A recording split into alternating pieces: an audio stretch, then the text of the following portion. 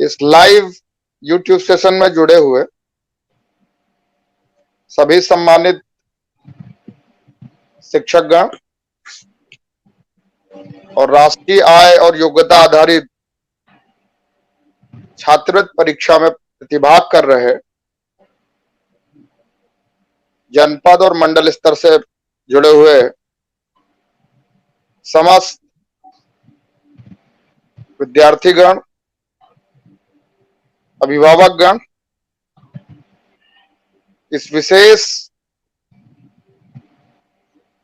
Online class में आप सभी का स्वागत है। जैसा कि आप सब जान रहे हैं कि आगामी रविवार को राष्ट्रीय आय और योग्यता आधारित परीक्षा विभिन्न परीक्षा केंद्रों पर आयोजित होनी है, जिसको लेकर आप सब ने बहुत सारे प्रयास किए हैं ताकि इस परीक्षा में सफल होकर छात्रवृत्ति बच्चे पा सके। एक बड़ा प्रयास मंडल स्तर से आदरणीय एडी बेसिक सर और जिला स्तर पर हमारी एसआरजी टीम, बीएसएस सर और विकास खंड स्तर पर बहुत सारे एआरपी साथी या एआरपी टीम, आप सबके सहयोग के लिए निरंतर बहुत सारा प्रयास, जिसमें आप सब शिक्षकों का भी प्रयास विद्यालय स्तर पर शामिल है, लगातार चल रहा है। अमरोदा ब्लॉक के एआरपी मनोज कुमार शुक्ला जी, जो मंडल स्तरीय एकेडमिक टीम में गणित के विशेषज्ञ के रूप में शामिल हैं, उनके द्वारा भी निरंतर आप सबको परीक्षा से जुड़े हुए गणित से बहुत सारे वीडियोस और लाइव क्लास भी आप सबको पहले मिली है। तो पहला और महत्वपूर्ण प्रयास अंतिम क्षणों का है, क्योंकि परीक्षा का समय बहुत करीब है। परीक्षा में कैसे प्रश्नों के उत्तर देने हैं, जिसको लेकर विद्यालय स्तर पर आप सबको निरंतर हमारे शिक्षक साथी समझाते रहे हैं। तो एक छोटा सा प्रयास इस लाइव यूट्यूब सेशन के माध्यम से गत वर्ष के प्रश्न पत्र को कैसे हल किया जा सकता है, कैसे समझा जा सकता है, विशेष तौर पर गणित के उन 20 प्रश्नों को जिनको सीमित समय में प्रभावकारी तरीके से आप कैसे उत्तर देंगे, तो एक अभ्यास सत्र के तरीके से ये ऑनलाइन सेशन प्रारंभ किया गया है, जिसमें आप सबके बीच अपने मंडलीय एकेडमिक टीम में शामिल गणित के विशेषज्ञ मनोज कुमार शुक्ला जी, जो कानपुर देहात जनपद के अमरोधा विकास खंड के गणित के आरपी भी हैं, वो आप सबको गणित के उन 20 प्रश्नों का जो गत वर्ष के प्रश्न पत्र में आए थे, बिंदुसार समझाने का प्रयास करेंगे और एक समझ अंतिम क्षणों में आप सबकी बनाने का प्रयास करेंगे, ताकि आप सब रविवार को होने वाली परीक्षा में पूरे उत्साह से, पूरे तन्मयता से उत्तरों को दे पाएं और इस परीक्षा को सफल करके सरकार द्वारा आप सबको प्रदान की जाने वाली छात्रवृत्ति का लाभ उठा सके और जीवन के आगे के चरणों में पठन पाठन से यूं ही आगे बढ़े, उसका एक छोटा सा प्रयास इस ऑनलाइन क्लास के माध्यम से है। तकनीकी रूप से हम सब भी सीखने सिखाने के दौर में हैं, तो हो सकता है कि आप सब भी कई चीजों में सुनने में या देखने में कुछ कठिनाई पाएं, लेकिन एक प्रयास आप सब तक पहुंचने का, आप सबको इस परीक्षा में और सरल और सहज बनाने का है। तो बिना कुछ समय गवाए मैं आग्रह करूंगा आदरणीय मनोज शुक्ला जी से, जो गत वर्ष के प्रश्न पत्र में आए गणित के प्रश्नों को क्रमवार समझाते हुए और उनको कैसे सीमित समय में पूरा किया जा सकता है, एक प्रयास करेंगे। आदरणीय मनोज जी। सभी शिक्षक साथियों को हार्दिक प्रणाम एवं सभी बच्चों को हमारी तरफ से परीक्षा में सफल होने के लिए एडवांस में हार्दिक शुभकामनाएं।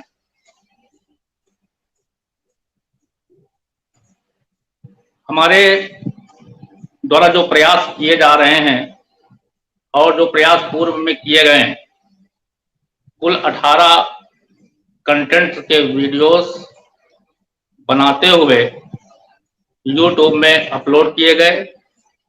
आप लोगों ने उन्हें अच्छे से देखा है, समझा है, पढ़ा है, जाना है।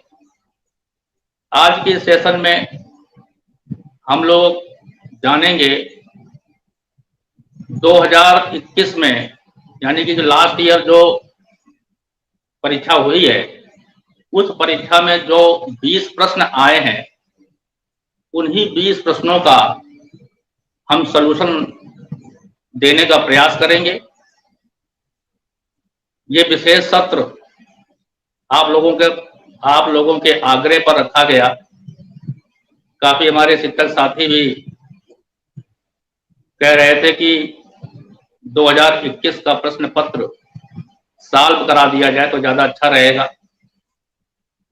तो उसी प्रयास को सार्थक बनाने के उद्देश्य से आज हम आपके समक्ष लाइव हुए हैं।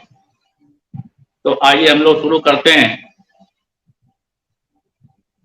20 प्रश्न जो 2021 यानी लास्ट ईयर जो आए हैं, उनको हल करने का प्रयास करते हैं। पहला प्रश्न जो आया है, पहले उसको हम समझें। जैसा कि हम पूर्व में भी कहते चले आए हैं और कहते रहे हैं कि कोई भी प्रश्न को ध्यानपूर्वक हम पहले पढ़ें, समझें, उनके विशेष पॉइंट्स को अपने माइंड में हम उतारें, इसके बाद में हल करने का प्रयास करें। √1 प्लस √1 प्लस 1, यानी ये जो है इंफिनिटी तक है, इसका मान है। और इसके ऑप्शन दिए हुए हैं 1 के बराबर पहला ऑप्शन, दूसरा है 0 व 1 के बीच, तीसरा है 2 से बड़ी, और चौथा है 1 व 2 के बीच। 1 व 2 के बीच। अब इस प्रकार का सवाल हम पूर्व में एक वीडियो क्लास के माध्यम से आप लोगों को समझा भी चुके हैं। इसकी शॉर्ट ट्रिक जो है ये है कि जो सवाल दिया हो, जो प्रश्न दिया हो, उस प्रश्न में जो संख्या दी हो, उस संख्या के गुणनखंड करें। 2 ऐसे गुणनखंड करें जिनका अंतर 1 आवे। 2 ऐसे गुणनखंड करें जिनका अंतर 1 आवे। ये इसका बेसिक रूल है। परंतु यहां पर संख्या दी हुई है 1, तो 1 के गुणनखंड नहीं होंगे जिनका अंतर 1 आवे। ऐसी अवस्था में अगर प्लस दिया हो तो 1 के आगे हम चलते हैं और ये देखते हैं कि वह संख्या कौन सी है जिसके फैक्टर्स का जो अंतर है, जो डिफरेंस है, वो 1 आवे। तो हम पाते हैं कि 1 के बाद में संख्या 2 है, तो 2 लिखा और 2 के हमने फैक्टर किए 1 × 2, और इन दोनों का जो डिफरेंस है वो 1 है। अर्थात इसका आंसर जो हो गया 1 व 2 के बीच। 1 व 2 के बीच, ये इसका आंसर हो गया। अब 1 व 2 के बीच में ऑप्शन दिया हुआ है डी, अर्थात इसका आंसर डी है, 1 व 2 के बीच। कर लेंगे इस प्रकार से। तीसरा प्रश्न, तो तीसरा प्रश्न आया हुआ है, उसको करने का प्रयास करते हैं। 17 की पावर 15 इंटू 15 की पावर 24 इंटू 8 की पावर 20 में अभाज्य गुणनखंडों की संख्या, अभाज्य गुणनखंडों की संख्या, ये पूछा जा रहा है। इस प्रश्न को भी हल करने का वीडियो आपने देखा हुआ है। कैसे करेंगे, पहले इसके ऑप्शन दे लेते हैं, कौन कौन से हैं। 123, बी है 138, सी है 59 और डी है 98। डी है 98। अब इस सवाल को हल करने के लिए आपको बताया गया है, ये बताया गया है कि जो संख्याएं दी हुई हैं, पहले आप देख लीजिए क्या वे अभाज्य हैं, और यदि वो अभाज्य ना हो तो पहले उनको अभाज्य बनाने का हम प्रयास करते हैं। यहां पर दिया हुआ है 17 की पावर 15, 15 की पावर 24, 8 की पावर 20, ये दिया हुआ है। तो 17 तो जो संख्या है ये तो अभाज्य है, 15 और 8 अभाज्य नहीं है।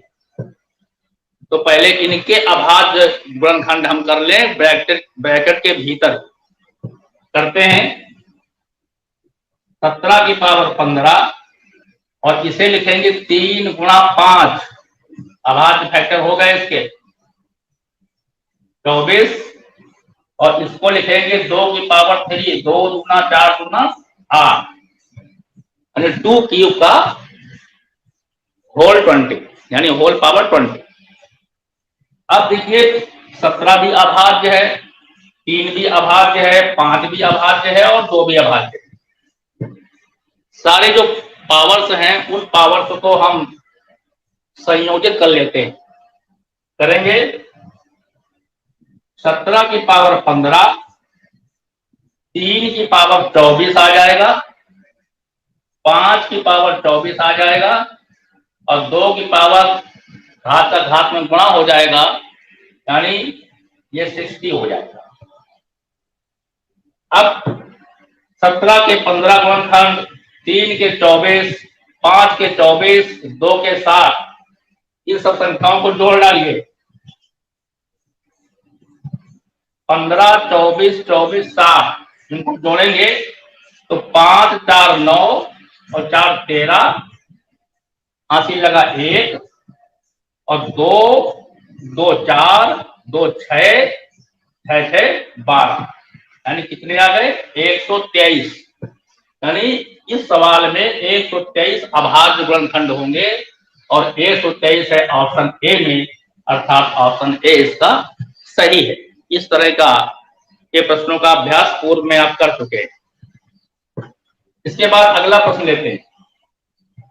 अगला क्वेश्चन लेते हैं। अगला प्रश्न है चौथा। यदि 3 कारों की चाल 3:4:5 के अनुपात में है तो उनके द्वारा एक ही दूरी तय करने के लिए गए समय का क्या अनुपात होगा। 3 कार है, दोबारा क्वेश्चन को पढ़ते हैं और समझते हैं। 3 कारों की चाल 3, 4 और 5 के अनुपात में, यानी चाल का अनुपात दिया हुआ है, तो ये चाल का जो अनुपात है 3:4:5 है, ये चाल का अनुपात है। उनके द्वारा एक ही दूरी तय करने में, यानी पहली कार भी जो दूरी तय करती है वही दूरी दूसरी कार तय करती है, और वही दूरी तीसरी कार भी तय करती। तो समय का अनुपात पूछा जा रहा है, तो तीनों के द्वारा वही दूरी यानी सेम दूरी कवर करने में कितना समय लगा, उस समय का अनुपात क्या है। फार्मूला आपको मालूम है, समय बराबर दूरी बटे चाल। समय बराबर चाल बराबर दूरी बटे समय, ये फार्मूला यहीं से तो आया है, चाल बराबर दूरी बटे समय। तो समय बराबर दूरी बटे चाल। दूरी को हम 1 मान लें तो समय का जो अनुपात होगा, समय का अनुपात अगर दूरी को 1 मान लें तो पहले कार के लिए चाल दी हुई है 3, 1/3, दूसरे कार के लिए 1/4 और तीसरे कार के लिए 1/5। ये हो गया।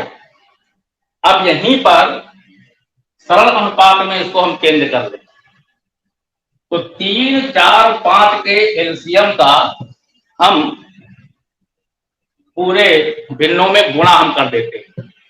गुणा करते हैं, 3, 4, 5 का एलसीएम 60 आएगा, तो 60 का गुणा करते हैं यहां पर, तो 1/3 गुणे 60, 1/4 इंटू 60, 1/5 इंटू 60। पहले इसके ऑप्शन लिख लें कौन कौन से दिए हुए हैं।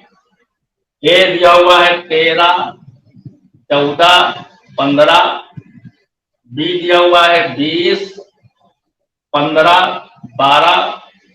सी दिया हुआ है 3, 4, 5 और डी दिया हुआ है 5, 4 और 3। जब इसको हम सॉल्व करेंगे तो 3 से 60 कटेगा, 20 आएगा। ये सॉल्व करेंगे तो 15 चौको 60, 15 आएगा और ये 12 पंचे 60। यानी समय का जो अनुपात निकलेगा वो 20:15:12 होगा। और यहां पर ऑप्शन बी सही है, यानी इसका आंसर बी आएगा। तो इस टाइप का भी प्रश्न पूछा जाता है। अब हम आगे चलते हैं, आगे के प्रश्न पर, 5वें प्रश्न पर जो लास्ट ईयर आया हुआ है। 5वां प्रश्न है 2 square plus 4 square plus 6 square और लास्ट में 20 स्क्वायर का योगफल होगा। योगफल होगा और इसके ऑप्शन दिए हुए हैं 1880, बी दिया है 2040, सी दिया है 1640 और डी दिया है 1540। इस प्रश्न को देखते हैं। प्रश्न को देखते ही समझ में आ गया, ये सम प्राकृतिक संख्याओं के वर्गों का योग है और आप सम प्राकृतिक संख्याओं के वर्गों का योग पूर्व में पढ़ चुके हैं, पहले पढ़ चुके हैं। क्या पढ़े हैं? L + 1 L + 2/6 ये फार्मूला पढ़े थे। जहां L अंतिम संख्या है तो अंतिम संख्या यहां पर कितनी है? 20 है। तो 20 L की जगह हम लिख देते हैं और सॉल्व कर देते हैं, उसका योग आ जाता है। लिखते हैं तो ये 20 आया, 21 आया, 22 आया, 6 आया और इसको हम सॉल्व कर लेते हैं तो आएगा 3 गुना 6 और 3 सते 21 और ये हो गया 11। तो 11 सते 77 इंटू 20, 0, 2 सत्ते 14 और 2 सत्ते 14, 1 15। तो इसका आंसर 1540 होगा और 1540 दिया है डी में, अर्थात डी विकल्प इसका सही है 1540। पूर्व में हमने ये भी बताया था कि चाहे सम प्राकृतिक संख्याओं के वर्गों का योग निकाला जाए, चाहे विषम प्राकृतिक संख्याओं के वर्गों का योग निकाला जाए, दोनों में फार्मूला यही अप्लाई होता है, बशर्ते जो सवाल है वो प्रारंभिक सम या विषम प्राकृतिक संख्या से शुरू हो रहा हो। आगे चलते हैं। छठा प्रश्न,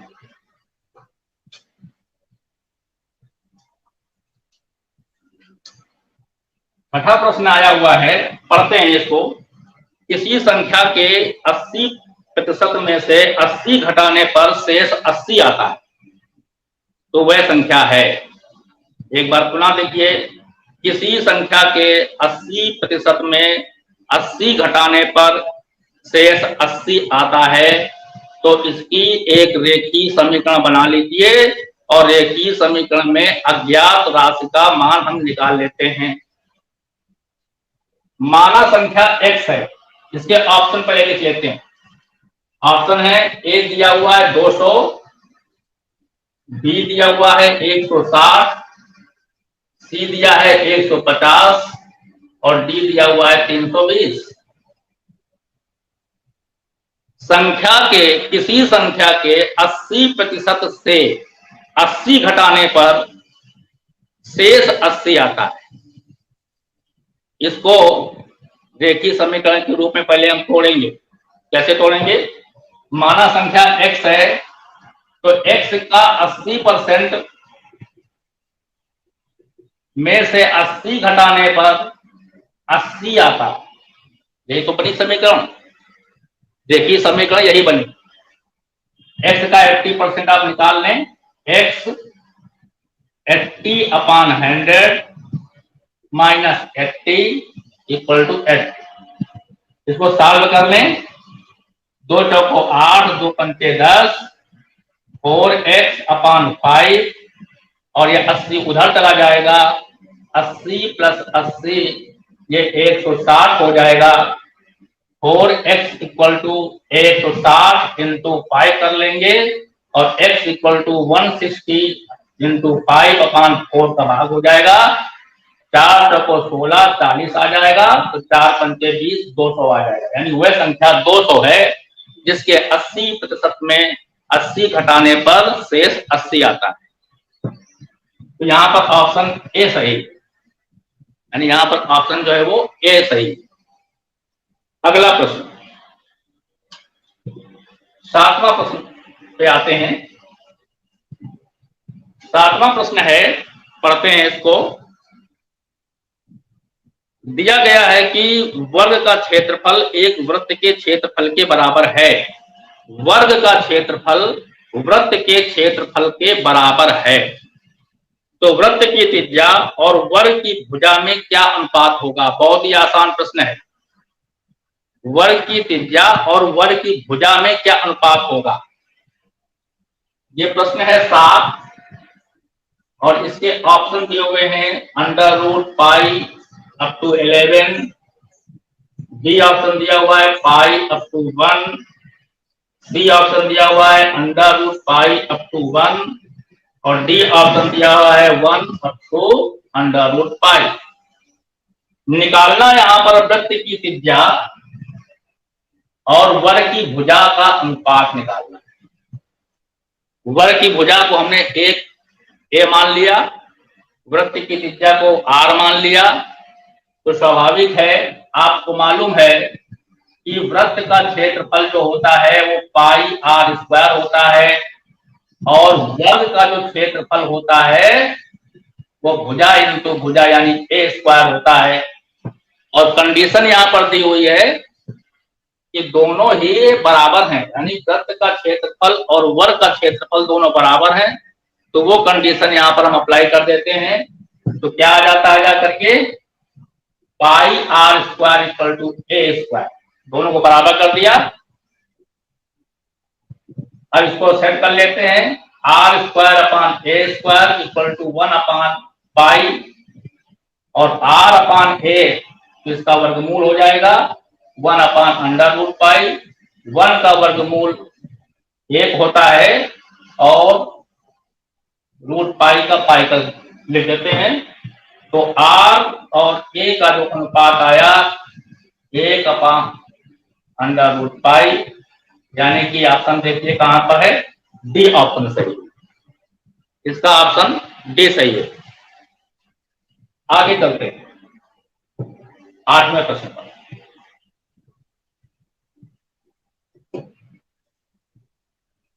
8वां प्रश्न है, किसी सम बहुभुज में जिसके बाह्य और आंतरिक कोणों का अनुपात 1:3 है, बाह्य, ये क्वेश्चन है 8 नंबर, सम बहुभुज के बाह्य कोणों का और आंतरिक कोणों का जो अनुपात है वो है 1:3। तो उस समबाहुभुज में कितनी भुजाएं हैं, ये प्रश्न कह रहा है। अब इसके बाद पहले इसके ऑप्शन देख लें, क्या दे रखे हैं उत्तर में, ए 6, बी 8, सी 10 और डी 12।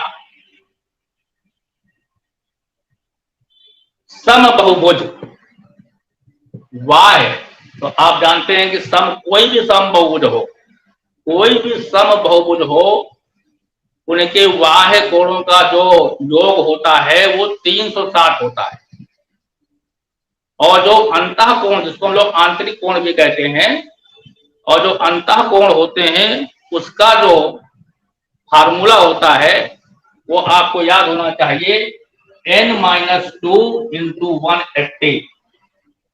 ये n जो है वो भुजाओं की संख्या है, यानी ऐसा समबाहुभुज जिसकी भुजाएं n हैं, तो उसके अंतः कोणों का जो योग होगा वो अंतः कोणों का योग n-2 × 180 होगा। फार्मूले में सेट कर दीजिए इसको।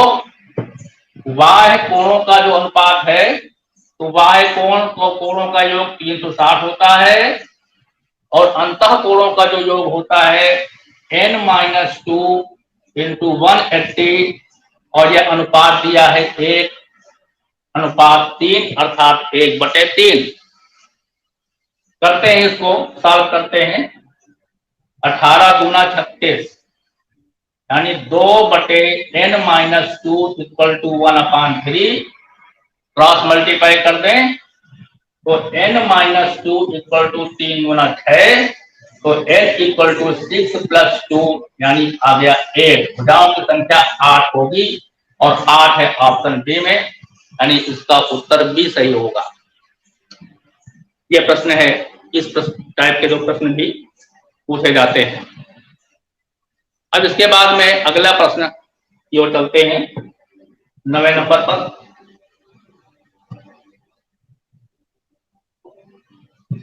तो 9वां क्वेश्चन है,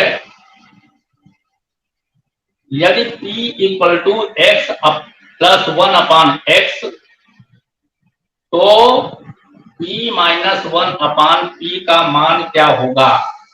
और इसके ऑप्शन दिए हुए हैं 3/x, b दिया हुआ है 3x, c दिया हुआ है x⁴ + x² + 1/x³ + x, और d दिया हुआ है x⁴ + 3x² + 1/x³ + x। ये क्वेश्चन है। अब इस क्वेश्चन को हम सॉल्व करते हैं, बहुत आसान है, सरलीकरण है एक तरह से, हमें इसको आसानी से इसका सरलीकरण कर सकते हैं। दिया है p = x + 1/x, और इसको हम लोग लिख सकते हैं x² + 1/x। इस चीज को यहां पर लिख दीजिए, p - 1/p की वैल्यू हो जाएगी x² + 1/x - 1/p है, तो p है x² + 1/x है, तो ये अंश हर बन जाएगा, और हर अंश हो जाएगा कैसे, x² + 1/x। यह हो गया। अब सिंपल रूप से दो भिन्ने हैं, उनको हम सॉल्व कर लेते हैं और आंसर निकाल लेते हैं। इसका एलसीएम आ जाएगा x² + 1, यहाँ पर आएगा एक्स स्क्वायर प्लस 1 का होल स्क्वायर, यानी एक्स से एक्स कटेगा और इसका गुणा एक्स स्क्वायर प्लस 1 में होगा और ये एक्स स्क्वायर आ जाएगा। सॉल्व करते हैं इसको और अच्छे से।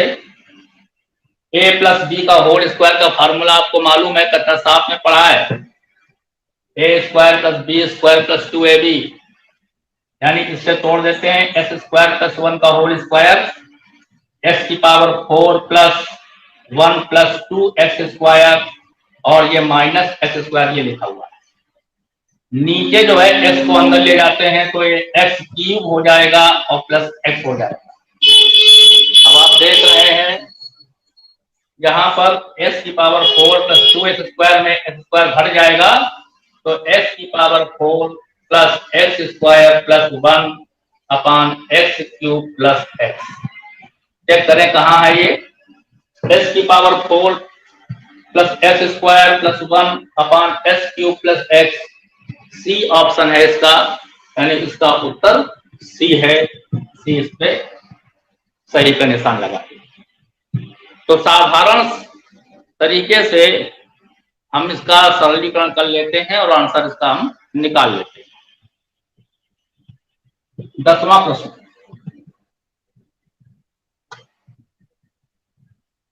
दसवें प्रश्न पे आते हैं।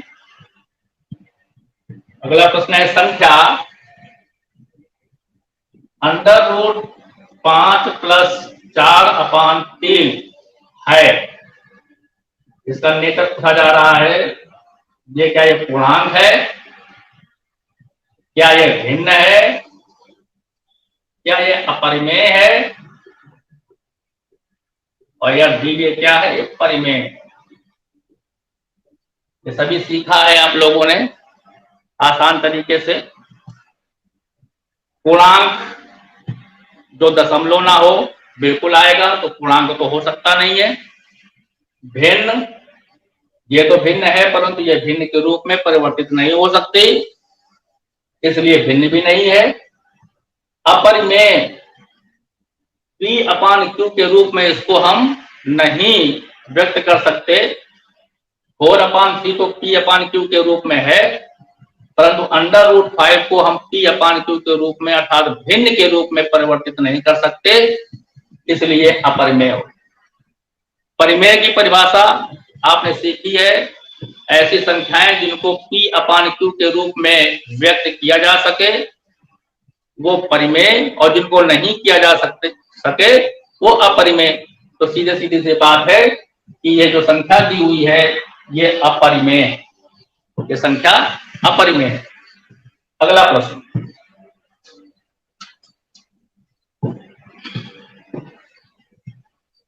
अगला प्रश्न है कि द्विघात समीकरण 2x plus 4 upon x equal to 9 में मूलों की संख्या क्या होगी। द्विघात समीकरण 2x plus 4 upon x equal to 9 में मूलों का योग क्या होगा। संख्या नहीं पूछी है, मूलों का योग क्या होगा। द्विघात समीकरण में मूल तो 2 ही निकलते हैं, a 3 है, b 9/2, c है -9/2 और d है 7/2। तो मूलों का योग पूछा जा रहा है। तो द्विघात समीकरण में मूलों का योग का फार्मूला आपको याद होना चाहिए, और वो फार्मूला क्या है, वो फार्मूला ये है कि x square plus b x plus c equal to 0 के रूप में द्विघात समीकरण होती है, जहां पर यदि इनके मूल अल्फा और बीटा हो, ऐसी अवस्था में alpha plus beta equal to -b/a और मूलों का गुणनफल alpha beta equal to c/a। यहां पूछा जा रहा है अल्फा प्लस बीटा यानी मूलों का योग क्या होगा, यहां पर यह चीज पूछी जा रही है। तो पहले हम इस जो समीकरण जो दी हुई है इस समीकरण को इस रूप में लाने का प्रयास करें। जब इस रूप में जब आ जाएगी तब b/a आसानी से निकल आएंगे और उसका आंसर भी निकल आएगा। करते हैं, इसको सॉल्व करते हैं। पहले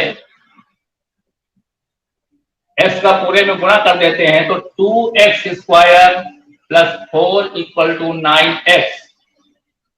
2x² plus 4 equal to 9x हो गया। x का इधर गुणा कर दिया। 2x² minus 9x plus 4 equal to 0। ये आपकी द्विघात समीकरण आ गए, जहां पर a 2 है, b -9 है और c यहां पर 4 है।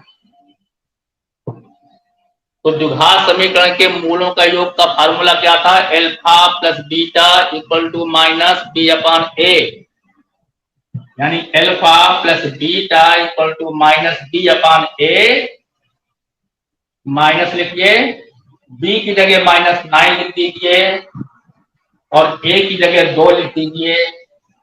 माइनस माइनस प्लस हो गया और इसका आंसर आ गया 9/2 और 9/2 है ऑप्शन बी में, इसलिए इसका उत्तर बी सही होगा। आगे चलते हैं। अगला प्रश्न है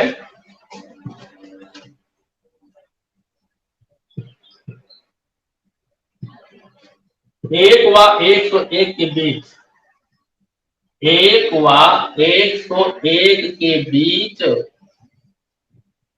सम संख्याओं का योग, सम संख्याओं का योग। और इसके ऑप्शन लिख लीजिए, 2450, बी है 2550, सी है 2250 और डी है 2350। सम संख्याओं का योग 1 और 101 के बीच। 1 के बाद सम संख्या 2 होगी, फिर 4 होगी, फिर 6 होगी, फिर 8 होगी। इसी प्रकार से करते जाइए और अंतिम संख्या यहाँ पर 100 आ जाएगी। 101 विषम हो जाएगी, यानी कुल मिलाकर के 50 संख्याएं होंगी। 50 संख्याएं होंगी। इन 50 सम संख्याओं का योग हमें निकालना है। फार्मूला हमने बताया था पूर्व के वीडियो में। वो फार्मूला क्या था? n+1, यानी संख्या यहाँ पर कितनी है? Number of items 50। 50 और 1 उसके आगे की संख्या लिख देते हैं। 50 × 51। इसको सॉल्व कर लेते हैं।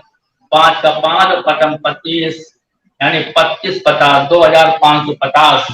अर्थात 1 और 101 के बीच में जितनी भी सम संख्याएं होंगी वो सभी सम संख्याओं का योग 2550 होगा। अर्थात आंसर बी सही है, इसका विकल्प बी सही है। आगे चलते हैं। अगला प्रश्न है 1/3c² माइनस 2c माइनस 9 के फैक्टर करने हैं, गुणनखंड।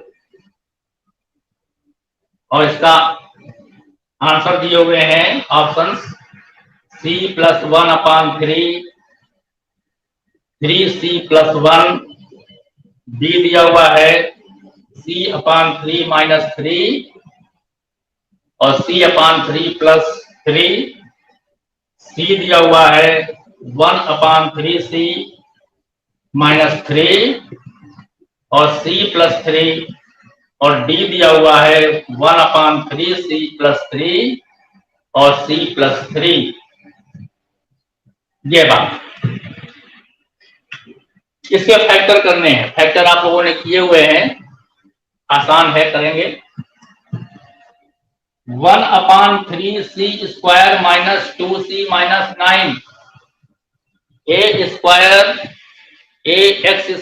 प्लस bx प्लस c के फॉर्म में द्विघात समीकरण के रूप में ही लिखा हुआ है। और इसका जो रूल आपने जाना है, समझा है, वो क्या है? इन दोनों का आपस में गुणा करें और गुणनफल के गुणनखंड करें जिसका अंतर 2 आ गया। 9 और 1/3 का मल्टीप्लिकेशन किया हुआ तो 3 आया, और 3 के ऐसे फैक्टर किए जिनका अंतर 2 आवे, अर्थात 3 एकम 3, 3 एकम 3। तो इसका मतलब वो जाकर के 3 में जब 1 घटाएंगे तो आंसर 2 आ जाएगा। तो 2 की जगह हम 3 - 1 लिख दें, 2 के स्थान पर 3 - 1 लिख दें और अपना सॉल्यूशन निकालने का प्रयास करें। 1/3 c स्क्वायर माइनस 2 की जगह 3 - 1 लिखा, c - 9। c को अंदर ले आइए, साथ में ब्रैकेट को खोल दीजिए। 1/3 c square minus 3c plus c - 9। अब इसके बाद में जोड़े बनाने के लिए सर जी ने कहा था, तो जोड़े बना लीजिए। इसके जोड़े बनेंगे और इस जोड़े में कॉमन लीजिए और इस जोड़े में कॉमन लीजिए। तो यहां पर हमने c कॉमन लिया, ये 1/3 c आ गया, माइनस c कॉमन बाहर आ गया तो 3 बचा, प्लस यहां पर हम 3 कॉमन ले लें।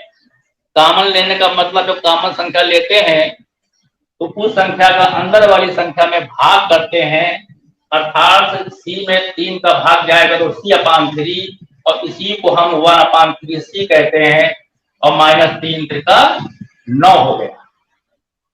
पूरे फैक्टर को देखें, पूरे सिस्टम को देखें तो 1/3c - 3 और 1/3c - 3 ये दोनों पूरे में कॉमन है।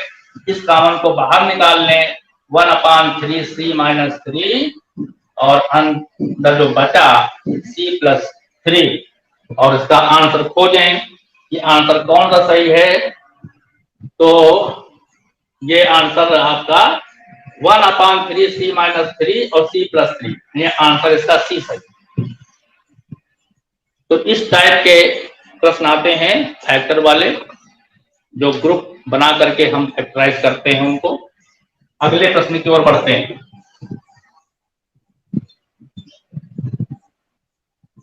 अगला प्रश्न है आयु संबंधी। यदि पिता अपने पुत्र की आयु का 7 गुना है, 2 वर्ष पहले पिता अपने पुत्र का 13 गुना था, पिता की वर्तमान आयु बताइए। पिता अपने पुत्र की आयु का 7 गुना है। पिता अपने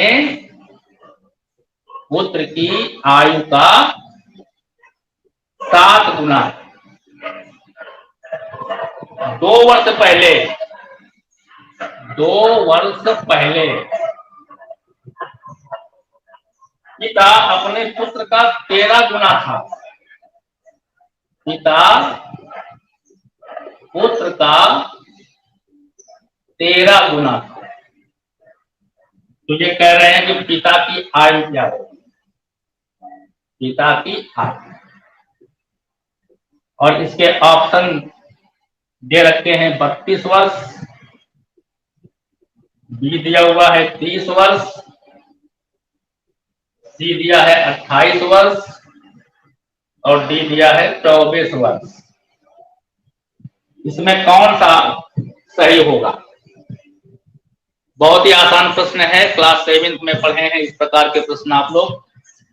पिता अपने पुत्र की आयु का 7 गुना था, तो पुत्र की आयु को हम x मान लें। पुत्र की आयु को x मान लें तो पिता कितना हो जाएगा?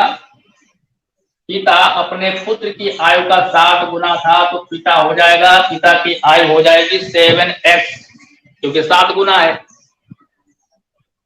2 वर्ष पहले पिता, 2 वर्ष पहले, तो 2 वर्ष पहले इसको, इसमें भी 2 वर्ष पहले और इसमें भी 2 वर्ष पहले, दोनों को पहले लिख लेते हैं x।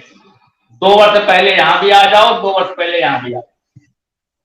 अब आगे स्टेटमेंट क्या कहता है कि पिता पुत्र का 13 गुना था, तो पुत्र का 13 गुना था,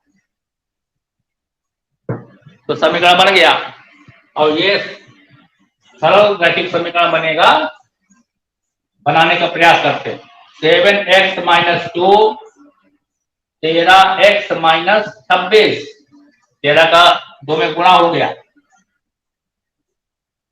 थोड़ा सही ढंग से लिख लें, 13x minus 26 equal to 7x minus 2। अब समझ में आए, 7x को इधर ले आइए, 26 को उधर ले जाइए, पक्षांतरण करेंगे, और जब पक्षांतरण करते हैं तो चिन्ह चेंज होते हैं, 13x माइनस 7x आएगा, और ये 2 और ये माइनस 26 है, तो उधर जाकर के क्या हो जाएगा, प्लस में, तो 26 और माइनस 2, 26 माइनस 2 सॉल्व कर लें, 13 में 7 गया, 6x इक्वल टू 26 में 2 गया 24, तो x बराबर 6 चौको 24, 4 आया, x का मान 4 आया, अर्थात पुत्र की आयु 4 आई, क्योंकि पुत्र की आयु हमने मानी थी x।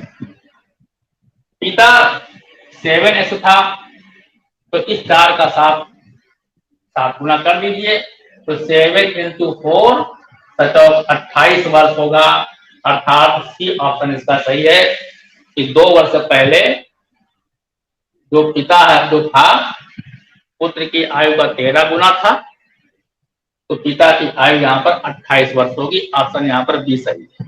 आगे चलते, आगे का प्रश्न 13 नंबर पर पहुंच गए। यदि एक पहिए की त्रिज्या 1/4 मीटर है, पहिए की त्रिज्या 1/4 मीटर है, उस पहिए को 11 किलोमीटर की दूरी तय करने में कितने चक्कर लगाने पड़ेंगे? 11 किलोमीटर की दूरी तय करने में कितने चक्कर लगाने पड़ेंगे, ये कहा जा रहा है।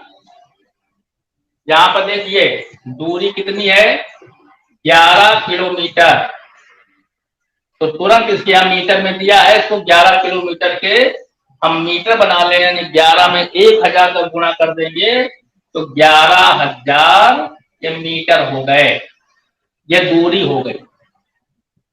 कोई पहिया जब चलता है लुढ़कते हुए तो अपनी परिधि को कवर करता जाता है, तो अब इसको यहाँ पर चक्करों की संख्या निकालेंगे, तो नंबर ऑफ राउंड, पहिए के चक्करों की संख्या, चक्करों की संख्या, ऑप्शन लिख लेते हैं पहले। ऑप्शन दे रखा है 8000, बी दिया हुआ है 7000, सी दिया है 4000 और डी दिया है 1000। ये ऑप्शन दिए हुए। चक्करों की संख्या कुल दूरी बटे परिधि, कुल दूरी 11000 है, लिख दीजिए, परिधि 2 पाई आर होता है, पाई का मान भी आपको मालूम है, तो पाई का मान 22/7 हो गया, और आर की जगह 1/4 कर दीजिए, तो 1/4 ऊपर आएगा।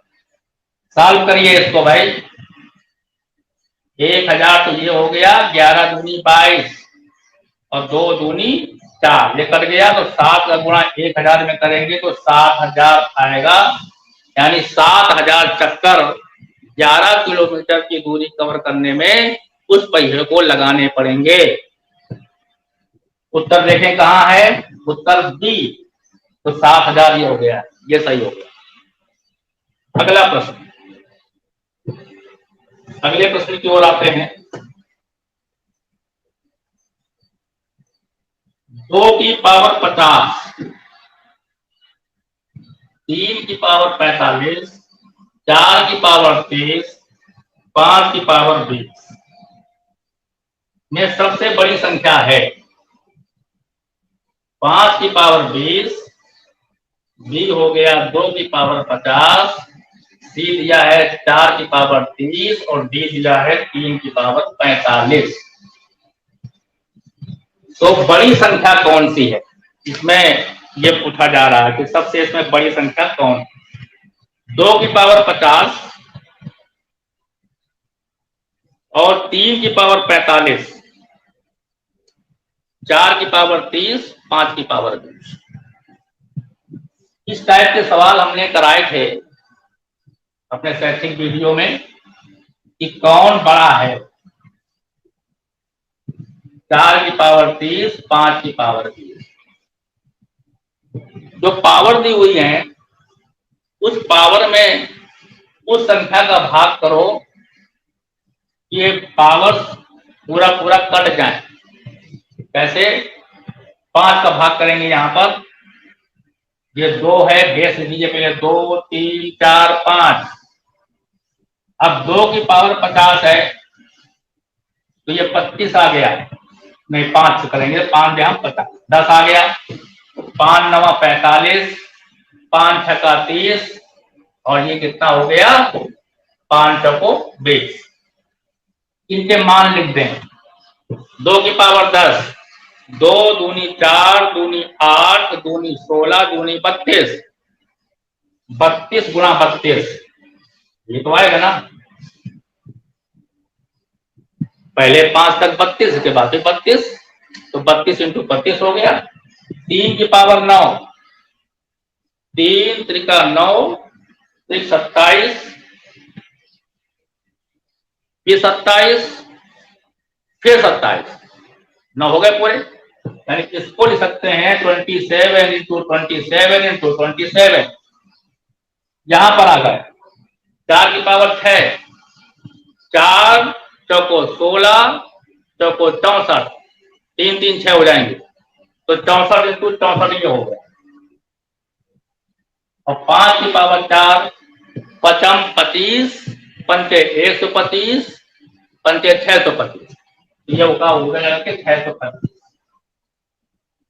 अभी समाप्त नहीं हुआ है मामला। अब हम करेंगे क्या है, इनके मान लिखेंगे तभी तो पहचान पाएंगे कौन सा संख्या सबसे बड़ी है। 32 गुणे 32 यानी 32 का वर्ग। 32 का वर्ग निकालने के लिए हमने बताया था फार्मूला, झट से बता दीजिए। 2 दूनी 4 कर दीजिए, सबका गुणा कर दीजिए। 3 दूनी 6 दूनी 12, 3 दूनी 6 दूनी 12 और 3 त्रिका 9 1 10, यानी 10 तो 24 इसका होगा।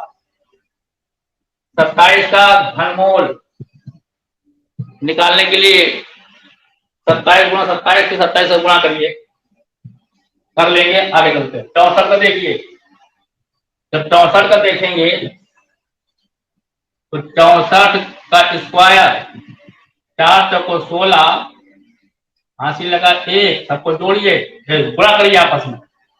6 चौको 24, दूनी 48 और 1 49, हासिल लगे 4, और 36 और 4 40, 40 96 इसका आ गया। और ये 625 लिखेंगे। अनुमान देखिए फटाफट, स्मार्ट ट्रिक बोलते हैं इसको। 10 तो 24, 4096 और 625, स्वाभाविक है कि ये कम से कम 1 2 3 4 5 अंकों की संख्या आएगी। कम से कम 5 अंकों की संख्या मिलेगी जाकर। तो सबसे बड़ा हुआ ये, इसका मतलब बेस 3 वाली, इसका मतलब 3 की पावर 45, 3 की पावर 45 सबसे इसमें बड़ी होगी। तो इस टाइप से हम ये कर सकते हैं। अब ये नहीं कि वहां पर जो 27 का जो है धन वहां पर निकालने के लिए बैठ जाए, काफी समय लगेगा उस पर। और टिक हमने बताई भी थी, अगर टिक से निकालते हैं तो आसान भी हो जाएगा। तो ये प्रश्न हो गया। अगला प्रश्न चलते हैं।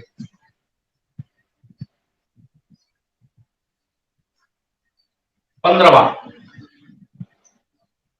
15 नहीं बोला है, वह छोटी से छोटी संख्या जिसे 269 में जोड़ा जाए, जोड़ने पर पूर्ण वर्ग संख्या प्राप्त होती है। ए 20 दिया हुआ है, बी 16 दिया हुआ है, सी 31 दिया हुआ है और डी 25 दिया हुआ है। 269 में इनमें से कौन सी संख्या जोड़ें कि वो पूर्ण वर्ग हो। इसमें इस क्वेश्चन में सलाह हमारी है कि स्मार्ट ट्रिक का प्रयोग करें। स्मार्ट ट्रिक का मतलब उत्तर से उत्तर खोजें, इसे कहते हैं स्मार्ट ट्रिक। उत्तर से उत्तर खोजें। पहले पे आते हैं, अगर 20 जोड़ा गया इसमें, पहली हो गई 17 हो गई, यानी कि 17 का स्क्वायर जब करेंगे 289 आएगा। तो ये इसका आंसर ये सही हो गया। मान लीजिए यहां लिखा होता, ये संख्या पहली होती, तो आप चेक कर सकते थे, क्योंकि आपको जो स्क्वायर मालूम है 25 तक के, 25 तक के स्क्वायर आपको मालूम है, आसानी से निकाल लें। अगला क्वेश्चन,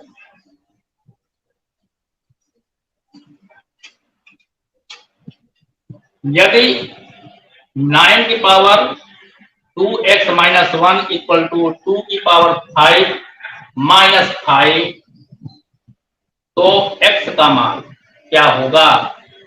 a की वैल्यू दी हुई है, ए ऑप्शन दिया है 5/4, बी दिया हुआ है -5/4, सी दिया है -1/4 और डी दिया है 2।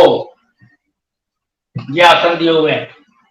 सिंप्लीफिकेशन, साधारण सा सिंप्लीफिकेशन यहां पर करना है, सरलीकरण। देखते हैं, 9 की पावर 2x माइनस 1 और 2 की पावर 5 माइनस 5 ये दिया हुआ है। 9 को हम 3 स्क्वायर ले सकते हैं, 3 स्क्वायर लिख दीजिए और 2x माइनस 1 लिख दीजिए, और 2 की पावर 5 आपको मालूम है 2 दूनी 4 दूनी 8 दूनी 16 दूनी 32, तो 2 की पावर 5 का मान 32 हो गया। 32 में 5 घटा दीजिए तो ये आ गया 27। यहां पर देखिए 3 की पावर 2 का अंदर गुणा करिए, 2 दूनी 4, 4x माइनस 2 इक्वल टू, और 27 को 3 के पावर में लिखिए, तो 3 त्रिका 9 त्रिक 27, तो 3 के पावर 23। बेस बराबर है तो पावर भी बराबर होंगे। तुलना कर दीजिए, 4x minus 2 equal to 3, 4x equal to 2 उधर जाएगा तो 5 हो जाएगा, और x इक्वल टू 5/4, यानी आंसर ए। इसका विकल्प ए सही है। आगे बढ़ते हैं।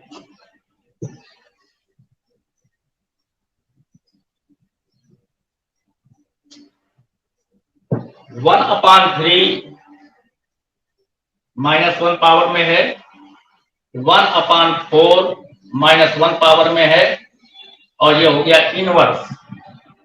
तो यहां पर आ गया जाकर के जिसका ऑप्शन दिए हुए हैं 1/3, बी दिया हुआ है 1/12, सी दिया है -1, डी दिया है 1। इसका मान पूछ रहा है कि क्या मान होगा, मान क्या होगा, मान पूछा जा रहा है। यहाँ पर घातांक वाले प्रश्न है। कोई भी पावर, कोई भी संख्या अगर हर में है और वो ऊपर जाती है तो उसकी पावर माइनस हो जाती है, और ऊपर वाली यानी अंश की जो संख्या है अगर हर में आती है तो वो अपने साथ जो उसकी पावर माइनस, जो पावर है वो पावर अपना रूप चेंज करते हुए नीचे आती है, अर्थात माइनस का प्लस, प्लस का माइनस। 1/3 इनवर्स लिखा हुआ है, 1/3, यानी कि 1 को नीचे लाओ, 3 को ऊपर ले जाओ, तो पावर हमारी हो गई जाकर के सीधे सीधे खत्म। यहां पर देखिए 1 को नीचे लाओ, 4 को ऊपर ले जाओ, तो इसका भी माइनस खत्म, और ये हो गया -1। 3 में 4 घटाएंगे तो -1 आएगा, कि पावर -1, और इसको भी हम लोग कहते हैं -1 अपान नीचे आएगा 1, आंसर आएगा इसका 1 -1, तो इसका आंसर सी है। तो सिंपल सा प्रश्न था, आप आसानी से इसे कर सकते हैं। अगला क्या है, लास्ट क्वेश्चन। 19 प्रश्न हो गए, 20वां प्रश्न, और 20 ही प्रश्न आते हैं। यदि किन्हीं दो संख्याओं का योगफल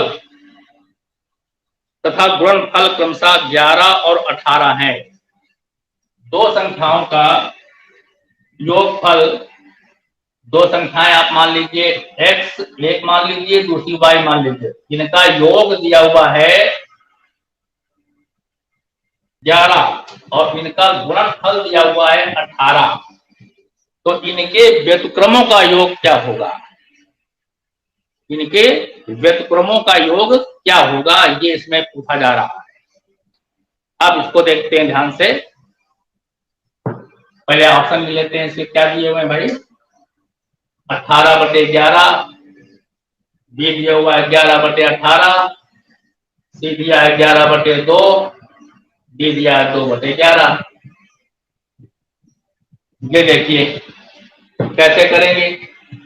व्युत्क्रमों का योग यानी संख्या हमने मानी है x और y, तो इनका व्युत्क्रम रेसिप्रोकल क्या होगा? 1/x + 1/y, यानी यहाँ पर 1/x + 1/y का मान पूछा जा रहा है। 1/x + 1/y का मान यहाँ पर पूछा जा रहा है। कंडीशन लगा दीजिए तुरंत। x + y = 11, xy = 18, डिवाइड कर दीजिए। x + y/xy 11/18, और जब इसको हम ऐसे भी लिख सकते हैं ना, x/xy + y/xy = 11/18। x से x काट दीजिए, y से y काट दीजिए, आप देखेंगे 1/y + 1/x = 11/18, और हमारा काम समाप्त। यानी 1/x और + 1/y, यही तो संख्याओं के व्युत्क्रम है। इनका योग कितना होगा? 11/18, और 11/18 कहां पर है? बी ऑप्शन में है, अर्थात इसका उत्तर बी सही होगा। इस प्रकार से हम लोगों ने पूरे 20 प्रश्न किए हुए हैं। ये 2021 में लास्ट ईयर ये सारे प्रश्न आए थे, और परसों आपका पेपर है। आप दोबारा इसको जो एक बार हल कर लीजिएगा, समझ में ना आवे तो एक बार ये इसका लिंक आपको प्रोवाइड करा जाएगा आज की क्लास का, तो उस लिंक के माध्यम से आप दोबारा इसको हम पढ़ सकते हैं। और आप लोग अच्छे से पढ़ें, समझते हुए पेपर करें।